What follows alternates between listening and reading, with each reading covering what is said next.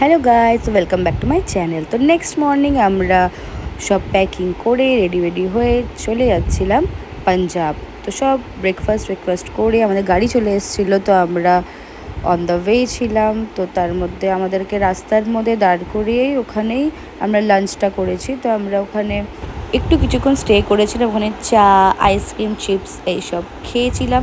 তারপরে আমরা চলে এসেছিলাম আমাদের হোটেলে। তো আমাদেরকে এই হোটেলটা দিয়েছিল পাঞ্জাবে। তো আমরা পাঞ্জাব এন্টার করে গেছিলাম। তারপরে ওখানে একটু ফ্রেশন আপ হয়ে রেস্ট নিচ্ছিলাম।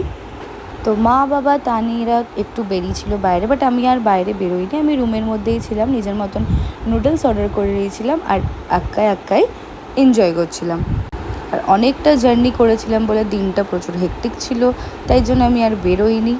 তো তারপর খুবই স্লিপি হয়ে গেছিলাম আমি, তাই জন্য আর এরপরে আর ডিনারও করতে পারিনি, আমি ঘুমিয়ে পড়েছিলাম। তো আজকের ব্লগটা এতটাই, দেখা হচ্ছে নেক্সট ব্লগে। Bye bye.